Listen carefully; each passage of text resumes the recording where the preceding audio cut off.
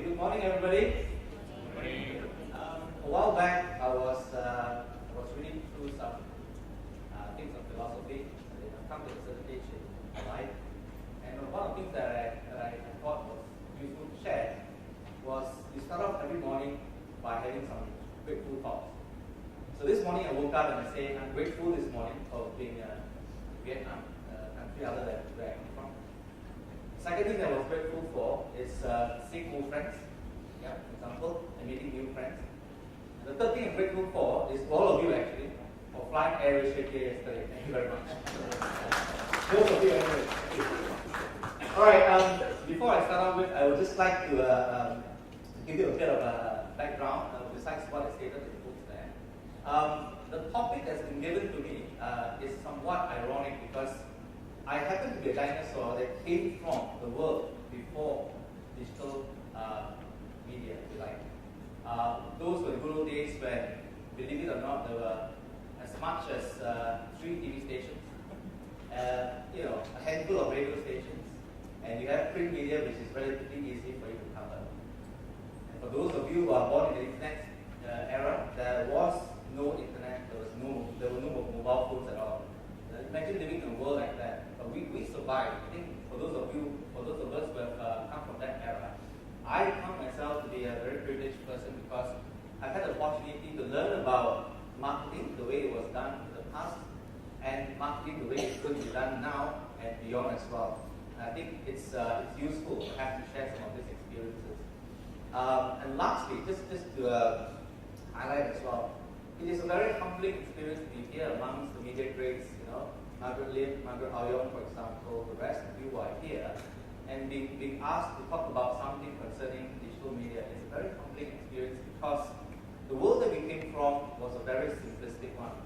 The world that's happening today is a very complicated one. And for one thing, I would like everybody to know that I am not, by no means am I any way or remotely close to being a digital media expert. Alright, so what I'm sharing with you are a reflection of my experiences. Most of it with the present company I'm working for is AirAsia.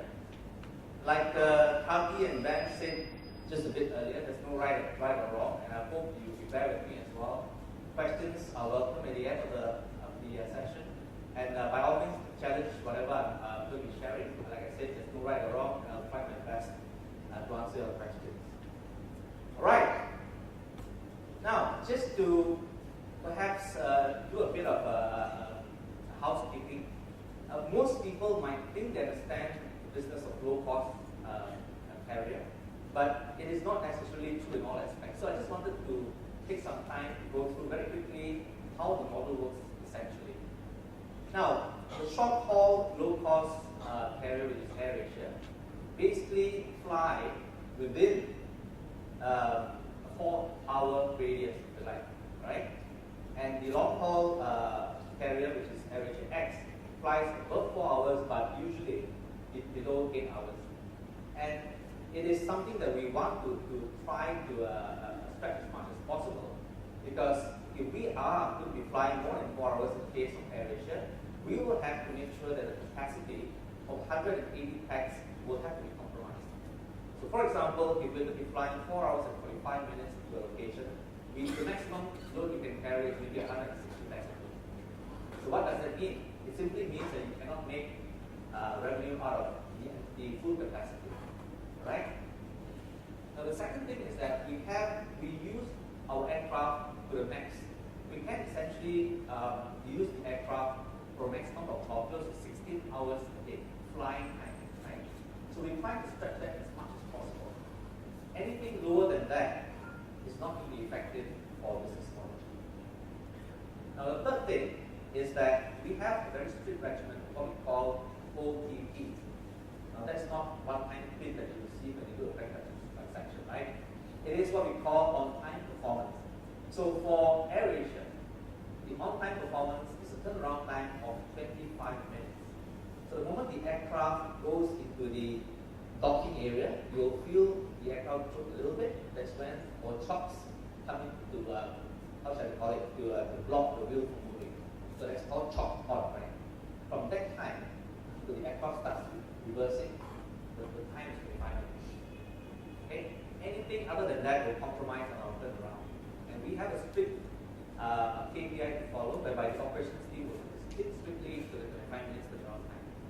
Anything that happens beyond that, delays might happen, and we will compromise on our aircraft utilization. So for X, it's 60 minutes.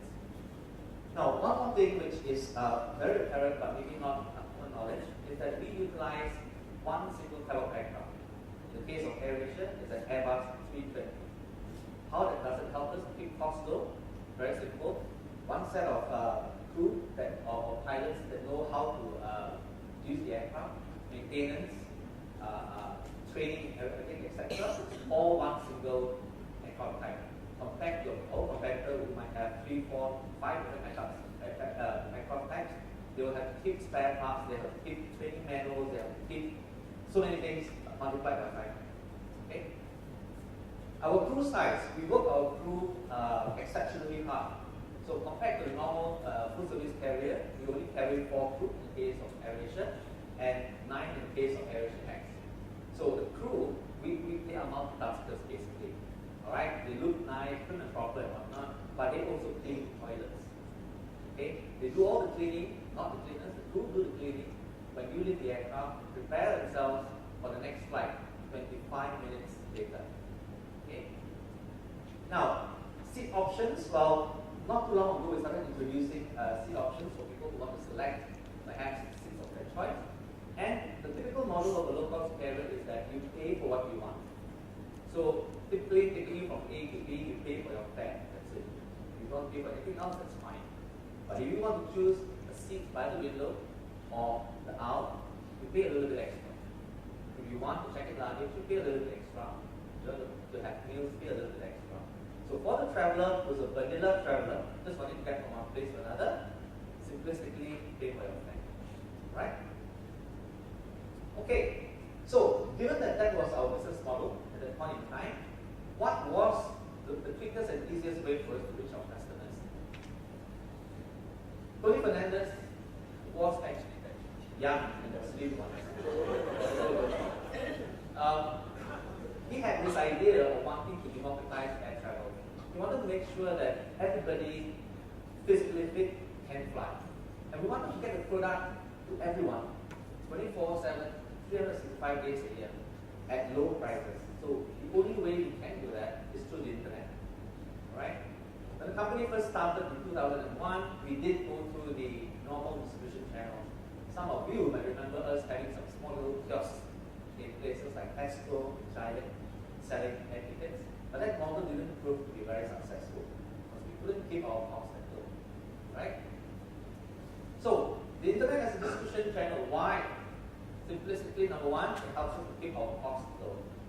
Like I mentioned earlier, it also cuts off a certain degree of dependency on third parties. And you know, when we involve third parties, there'll be certain commissions to be taken as well. And at the end of the day, you as a consumer will end up paying a little bit higher. Okay? The second factor is speed. The quickest way for us to launch a campaign that reaches the customer very quickly is via the internet. Now, every time I have speaking engagements like this, I tend to give away some hints every now and then. So for those of you who want to travel, make travel plans if you like, between late part of this year to the greater part of next year, something big is happening again on June the 2nd. I'll stop there. Right. So you guys know what I'm talking about, right? That speed is essential because I can tell you every time we have a big promotion or a big sale, in the case of our big sale, which we normally call free seats or zero fare, that happens at most 4 times a year. And would you believe it, within the first day itself, we will sell more than 50% free seats. And even the promotional seats which are not free. So that speed is of essence. Results are, first of all, applicable, available, and measurable. And for us, it is important to measure this result because we learn from our investments as well. In the age of democracy as well, I think some of you might recognize this symbol here. Does anybody know what that symbol is? That was Obama's icon during the elections. Well, the internet basically democratizes air travel. You basically go on the internet, choose the sector that you want, any day that you want it. If the price is suitable, if the fare is suitable, you pay for it. And essentially, it helps you control, everything is in your hands anyway. So you strip off the dependency on any particular third parties. And last but not least, given the four factors here of why we chose the internet, our role then as a carrier, as well as a company that provides services, is to make sure that we deliver to our customers, all of you, a channel, a distribution channel that is the most effective and the most simplistic, if you like, for you to come on board to our storefront, get your stuff, move off as quickly as possible. If you think of a hypermarket or a supermarket concept, this is akin to maybe a fast express lane for those people who have less than 10 items. So, in the day 2001, in December, when Tony Fernandez and AirAsia started the airline, we bought over the airline for 1 ringgit. Okay? And we inherited 40 million ringgit worth of debt. Right? We inherited 2 aircraft. They were all 737s. And we had 2 destinations. One to Langkawi and the other to Taiwan. And we had 200 staff. That was how the company started. Back in the day, 2001, which was just not too long ago, 13 years ago, it was the age of the personal computers. And each household had 1 computer.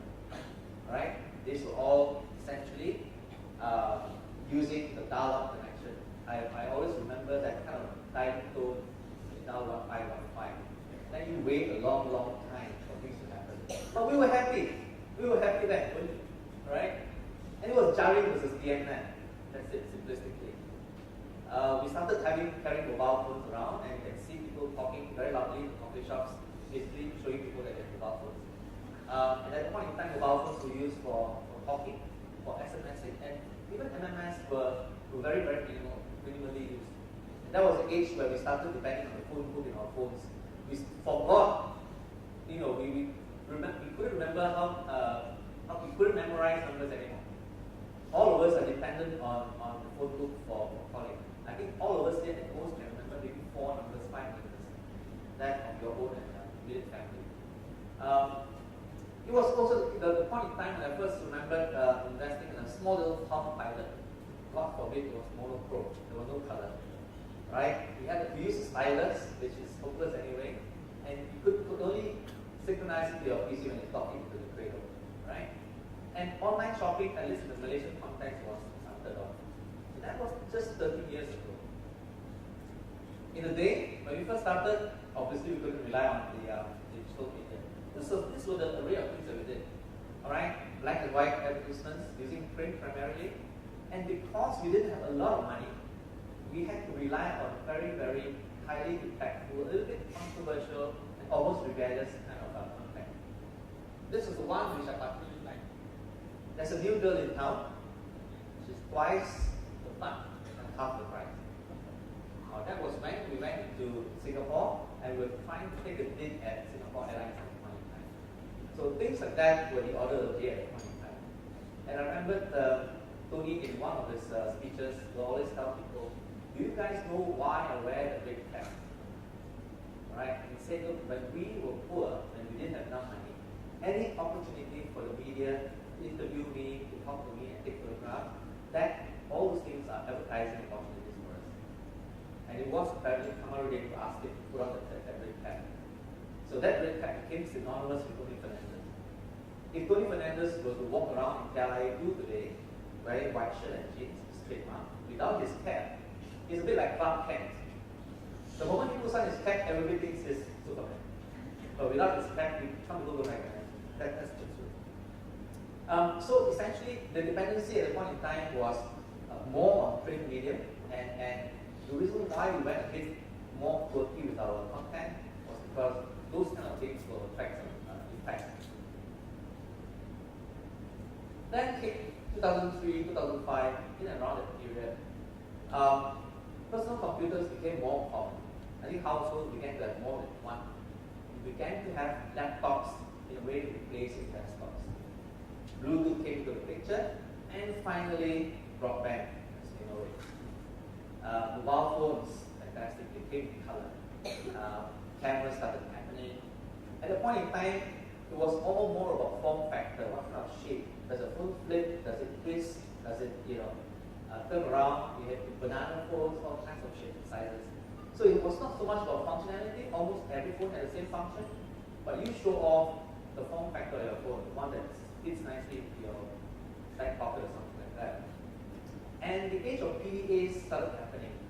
I'm not sure how many of you remember the iPad, compact iPad, for example, again with the stylus, now in color, still have to synchronize via a cradle, no Wi-Fi yet.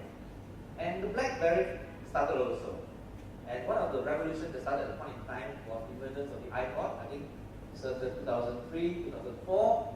And I remember somebody telling me about this new phenomenon of a device the size of a cigarette pack that can carry 5,000 songs. And I told them, I'm happy with my mini Discman, which carries 20 songs. Why do I need 5,000 songs? Today you can have more than, more than the amount of songs that you can carry around. And what is important for that era is that the iPod then became the device that resulted in a lot of smartphones today. That was how the things have evolved since then. And the reason why I'm going through all this history is showing the impact of how this evolution has actually impacted on us from a personal basis as well as on a business basis. And online shopping became more and more prominent, particularly with the advent of faster internet speeds as well as mobile internet. So AirAsia.com as a channel of sales for us became even more prominent. 2008, mobile era, I think the launch of the iPhone 3 was essentially the catalyst at the point in time that spun off into other form factors like operating systems like the Android and Windows 8. And this is the era where nomadic and mobile became the order of the day. You are no longer desk-bound anymore. I remember the times when we could only Facebook at night when we returned to your houses. That era, this era, allowed us, in fact, it democratized social media because anywhere you go, anywhere you're sitting down, you are checking into Foursquare, you're reading Facebook, you are tweeting or something like that. And laptops became even cheaper, right? Google Chrome came into the picture as well. Wi-Fi, I think Wi-Fi was the other important factor besides mobile internet or mobile data that helped social media to boom very phenomenally. And it was at a point in time that we began to see three mega trends converging, which is voice, already there, data, and video. This was the advent of YouTube era as well. Obviously, Android came into the picture, 3G became the new thing, and Bluetooth became embedded into most of our devices. You can interconnect devices so phenomenally today. Sometimes we take for granted how that transpired, but at that point in time, a lot of things were wired. So Bluetooth was one of the hidden gems that happened during the point in time as well. And with the advent of smartphones and whatnot, the new buzzword became apps, applications. So apps became a much more important criteria rather than form factor. Online shopping became even more prominent. Now you can buy online, you can buy on the move, you can buy with a smartphone as well.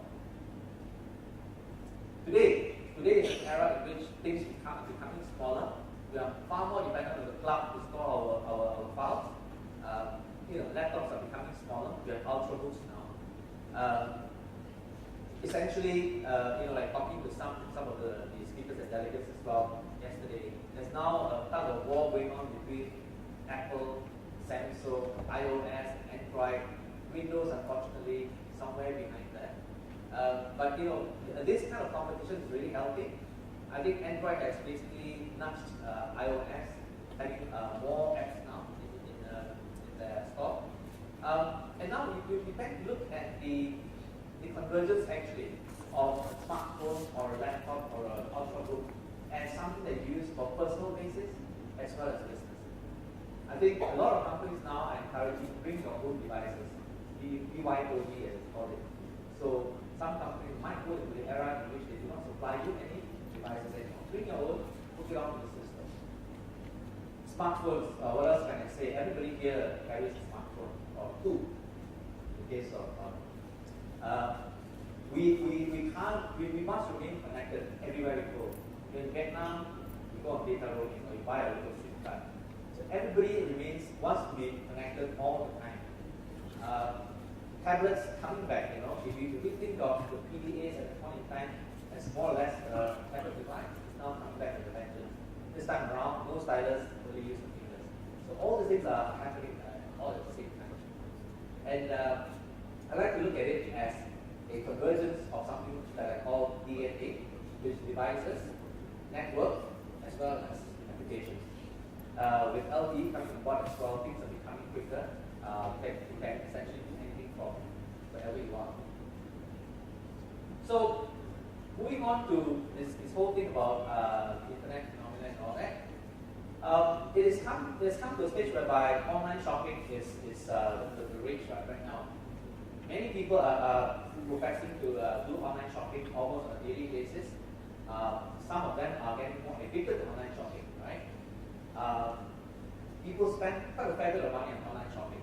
And essentially, you go to the shops potentially one of these days just to check out, touch and feel the item that you want to buy, come up from the shop and you'll be buying online as well. Now, so all this is leading to the fact that the generation today, not necessarily the young ones, I think even the more learned ones, as we will, trying to be diplomatic again, are beginning to be more switched on. So in order to be able to address them, in order to be able to reach out to them, and in order to be relevant to them, we not only need to address this fragmented media, but also know what kind of tweaks that you need to make from a content perspective, for example, to ensure that your messages reach the customer in a relevant manner. Multi-screening, I think Kapi and Ben spoke briefly about that as well.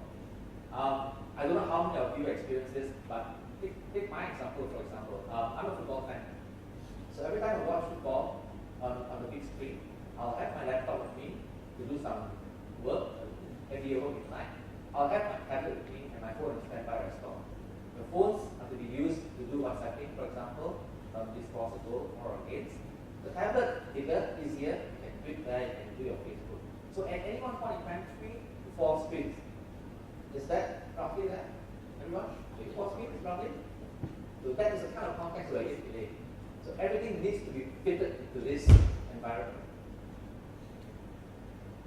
A typical example of a day in the life of people today. You wake up in the morning, the first thing you do is you reach for your phone.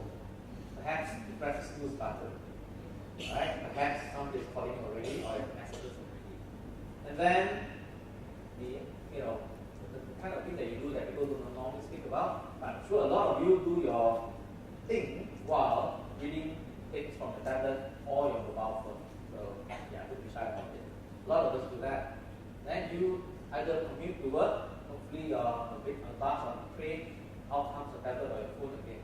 So the whole circle goes through, the whole day. In a day, you use multiple devices, some independently, some together, but you use it differently for different purposes. So for us as a company, selling a product or service, we must make sure that at any one point in time, we address the consumer from each stage of the funnel. If the consumer is a new one who has never heard of AirAsia before, how do we reach out to them to tell them, hey, there's a company called AirAsia.com, they're coming here to buy cheap fares, for example. If that person is aware already of AirAsia.com and not quite sure and is considering whether to buy or not, how do we reach them as well? And so on and so forth. So in this kind of context, it's not necessarily just full dependency on digital media. I, for one, I'm a believer that traditional media has still got a large role to play in the context of our company and our brand. So, in order to make sure that we capture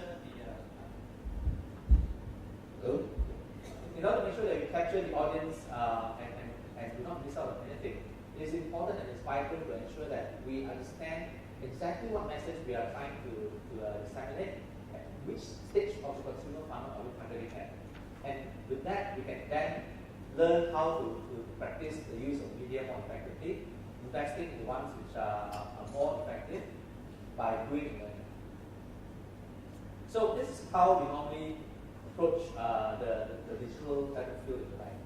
We do a lot of testing, right? And this testing are, they're not free. We'll pay for it, right? So we'll pay, we'll buy, then we'll measure the result. Sometimes we do an A and B scenario, whereby situation A will be tested with one kind of content, situation B will test it with a different kind of content. And then we learn, did that particular initiative deliver the results that we want? Did it not? What went wrong? We also learn whether the costs were effective enough. And once we have learned the process, we then maximize it and we scale it not just within Malaysia, but across our other sister companies as well. So in a nutshell, what are we trying to do is to improve our product offerings. That is the given. You could continue to differentiate. But we also got to ensure that our availability, our distribution, our point of sales is available to customers, it's easy for them to reach us, and it's convenient to use, and they have easy access to it as well. These are for people who already are in the market to fly, looking around for good fares, or are not quite in the market to fly yet, but will consider traveling as well. So essentially, in order to make sure we capitalize on all these factors, addressing consumers, as I mentioned earlier, different parts of the funnel, the first thing that we need to do, first and foremost, is to have a good enough storefront. What I mean by storefront is essentially like how you walk into a hypermarket, a supermarket, or a mini market. So that storefront must be attractive enough for you to walk past and want to go in. Number two, we've got to ensure that we go into mobile. Mobile is non-negotiable. We are relatively big on CRM. So we build up a sizable database. Today, I think our database worldwide is about 11 million names, out of which about 9.5 million are contactable database. Now that is a huge asset to us. Engaging on social. I think social media is often talked about, I totally equate it to what Kaki said about sex. A lot of people do it, a lot of people think they know how to do it, but not many people understand really what social media is all about. And in terms of being an expert in social media, there are so many people who think they are experts on social media. I'm really not sure. And to be honest with you, it's one particular area which is continuing to evolve. It is something which you can't afford not to be in. At the same time, we're also learning about it. Last but not least, SEM. I think you all know that even small businesses can benefit from SEM as well. And to sum it all off, after going through all these things, and if you are still not able to attract customers, and you feel that you're losing customers who have come into the website or your store and they have abandoned their carts, they've abandoned the shopping carts, what do? You can do remarketing as well. Okay? The storefront. Our website has been has gone through major revamps at least 4 to 5 times in the entire 30 odd years. Initially, when our company started, our storefront was essentially something like a mini market. We arranged all the products nicely and we had pricing points to it. So come in and buy. That's it. Simple. The offerings were all in one language only because we were generally operating within Malaysia. 3 years later, in 2008, we began to be like from a mini market concept, we evolved into, if you like, perhaps a supermarket concept. We began to have more activities, we began to focus a bit more on CRM, and we began to be a bit more promo-driven. In 2010, we evolved and became something like a hypermarket. So corporate identity became more prominent. Our branding became more prominent, right? We essentially had one problem. There were too many things, and they were all everywhere. All right? We expanded the booking engine. We had multiple checkout counters if you like. But the problem is that this time we had too many things happening all at the same time. So coming to the latest storefront, we knew that we had to try to be as focused as we can. So essentially, what we're now focusing on is to ensure that the promotion of the day becomes more prominently displayed on our website. So if you come into our website today, you'll see that we have essentially 5 main banners going on. The first one that you see will B2C. So it could be free seats, for example. We also make sure that the booking engine became more prominent and easy for you to, for a person who already knows where he wants to go, just key in Kuala Lumpur to Bangkok, for example, one way or two ways, how many guests, there you go. And we began to take off a lot of things which were irrelevant to the customer. Now, you're going to recall that a few years back, we tried to put in a lot of things onto our website. Corporate information, recruitment, everything that you need to know about AirAsia is there. But then we forgot that the main purpose of the website was a transactional one. So we had to remove all those things which were not very relevant because you can still Google those up anyway. And became more relevant to the person and became more accessible and easy for you to buy.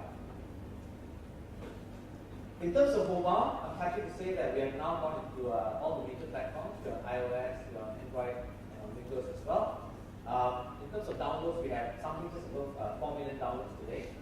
And it's not too bad. The conversion rates for mobile is circa 2%. And sales through mobile is giving us about 3% to overall sales for the company. So given the fact that it is still one channel which is growing, it is not bad at all. And we're definitely focusing a lot more on mobile. One thing in particular that I want to talk about is the fact that mobile becomes more and more relevant because you can push notifications to the customer. So if you're a customer who has already booked a ticket to fly somewhere, but you haven't booked a meal yet. Now, closer to your travel period, I can slowly nudge you and say, hey, Mr. Bala, I noticed that you're flying off 3 days from today. Do book online chicken rice and nasi lemak. Save X amount of money. So it's a gentle kind of reminder. It is not very, very intrusive, and it's pushed to you by an in-app notification rather than an SMS if you like. Notifications, as you know, you can switch on or off, so it's also dependent on you. So to me, and to the company, mobile will be the next big platform for us to raise to. CRM. Now, people. A lot of people ask me, Kenny, so how much does AirAsia invest in digital media? By and large, I can tell you it's in and around 30 to 40% today. But the actual figure is a lot higher than that. Why? We do a lot of things in-house. We have a big group of people who do digital content, social media, web content, everything else that we need. And if you factor in the cost of that, that group of people, I'm sure you will have gone beyond 50%. So my firm belief is that I think we are investing in media proportionate to the importance of digital media to us.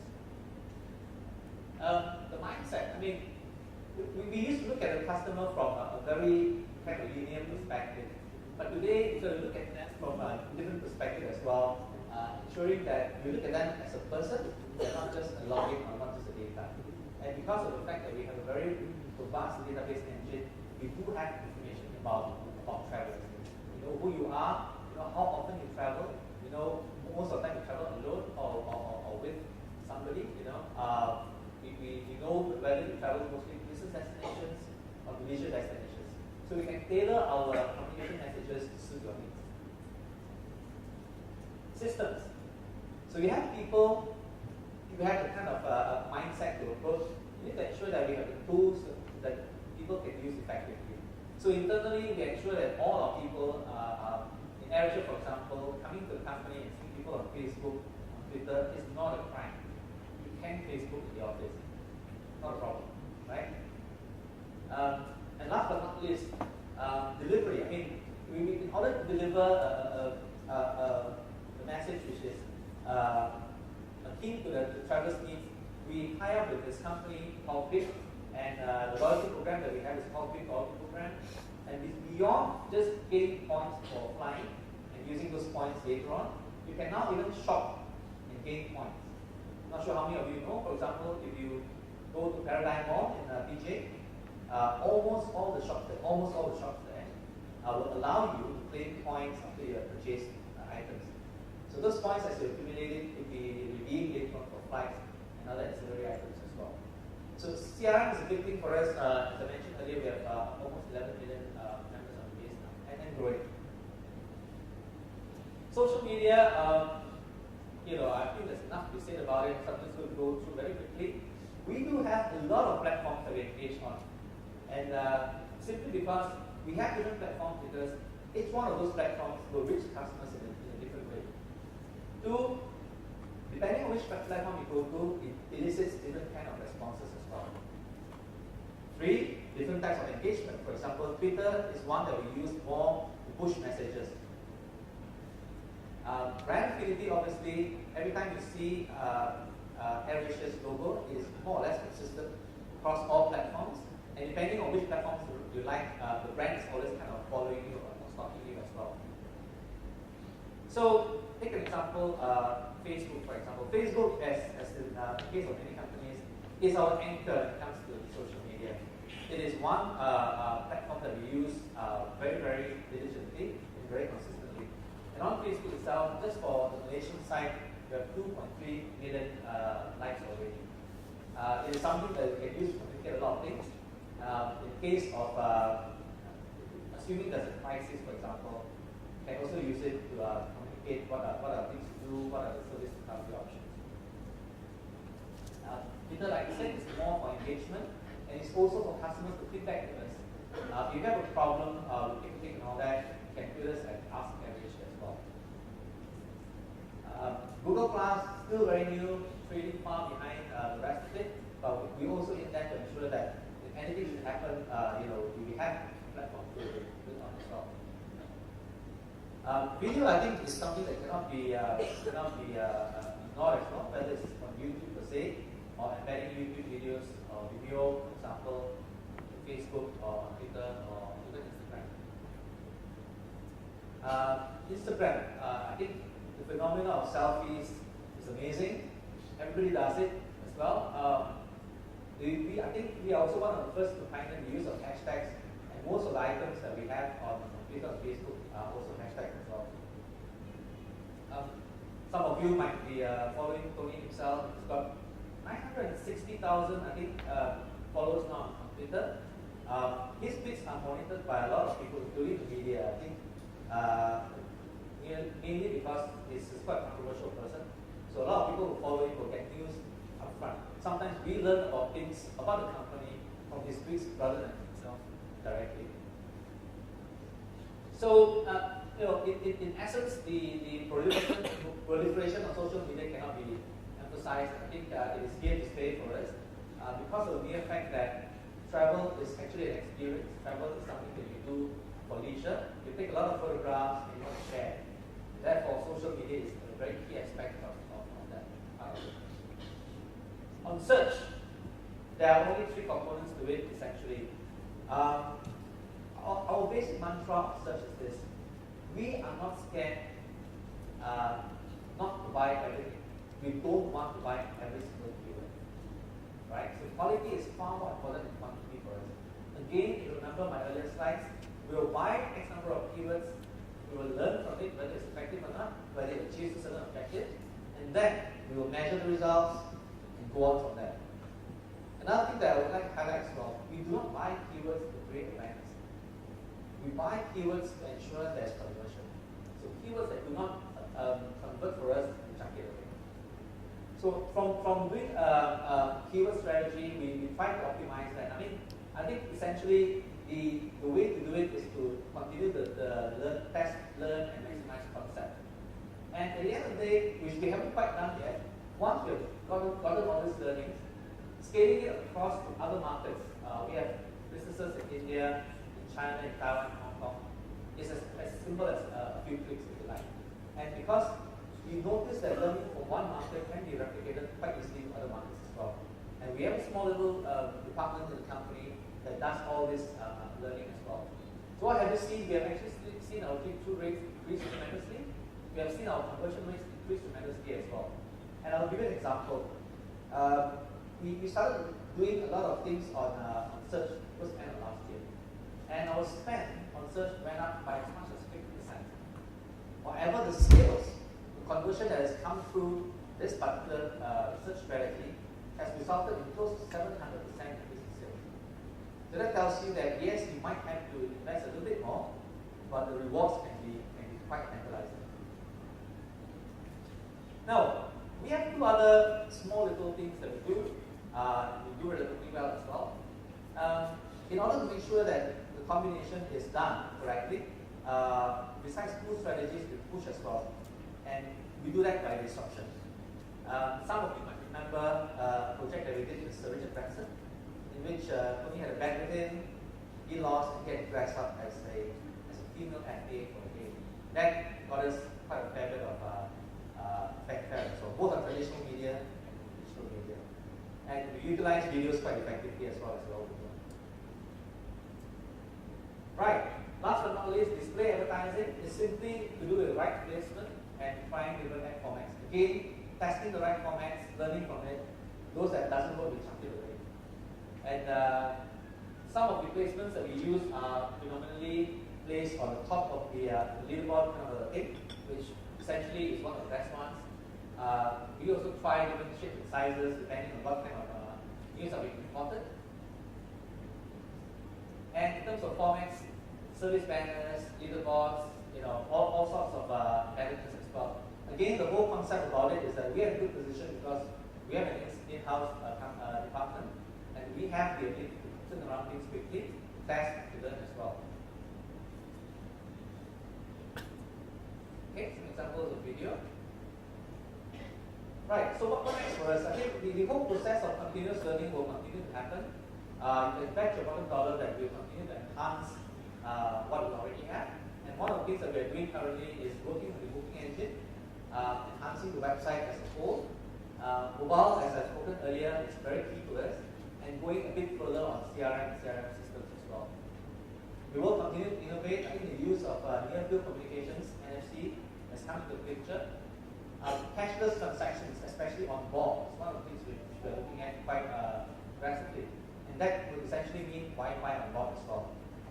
As far as enhancing, innovating, and launching, a lot more things are coming up.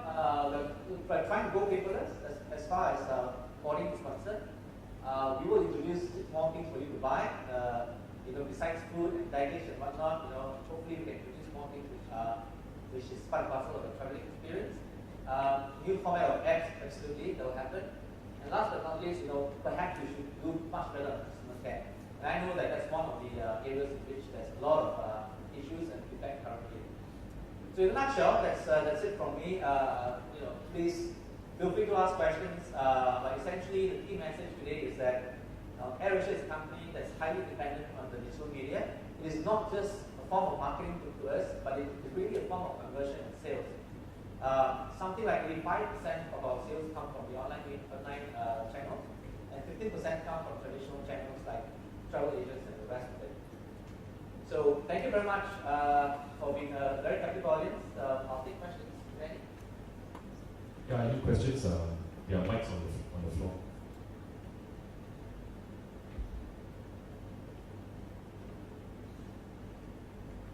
Yeah, the mics are there.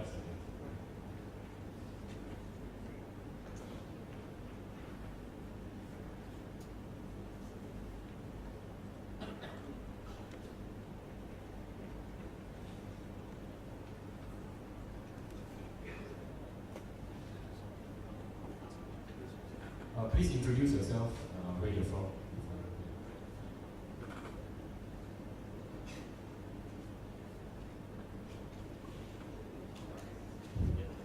Hi, morning. My name is Cecily, Malaysian Institute of Accounting.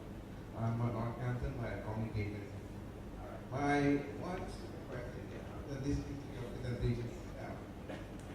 I believe AirAsia is now moving towards digital marketing or digital by implementing some of their marketing activities and promotion activities using digital platform. So my question would be, what is the value of traditional media from AirAsia's perspective?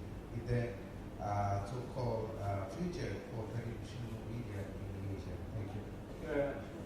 If I understand your question correctly, your question was with the advent of digital marketing, especially like for this company like AirAsia, what role does traditional media continue to play and what value? Like I said earlier, I'm a firm believer that traditional media continues to have a very important role. For example, most of us get first-hand news based on feeds that come in.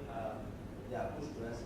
But I was speaking to somebody from the start this morning, January, and I was saying that the very next day, I will be the first person to download my copy of the paper, and I'll be reading the actual news because it's coming from a very reliable source. It's coming from a lot of details are there as well. And maybe because I'm lazy, I know that it's something that I can rely on. I don't have to go and search for it. That's from the point of view of editorial. I think in terms of marketing, you will notice that although we have spent so much money on digital, we still take out a lot of ads. Right? We take usage color ads, we take car-page ads, we go into out of homes a lot, we go into ambient advertising a lot. Because at the end of the day, no matter how much technology has infiltrated our lives, we are all still touchy-feely people. And I think the advent of seeing something three-dimensional, reading about it, and sharing it with your friends is still very important to us. So I take it as something which complements the rest of our strategies and not necessarily becomes an option. It's a complement rather than an option. And you'd be surprised that a lot of our strategies begin with traditional media first. Right? Some of it begin with digital and then it backpedals as adapted to traditional.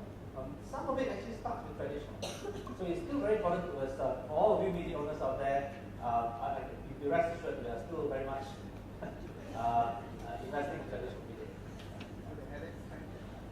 Sorry? Yes, we remain consistent. In fact, we normally do not get enough money. To be honest with you, it's very easy for people to say that in this modern age of technology, young people and all that do not get exposed to traditional media anymore. I think that's wrong because you know what happens? Sometimes you see photographs of billboards being taken and shared on social media. So that's what I mean by things being complementary as well. It's never enough. Our budgets for marketing are small simply because we use a lot of internal assets, but it's never enough. Every year we ask for more money. And the one thing that Tony tells us usually we can cut costs and all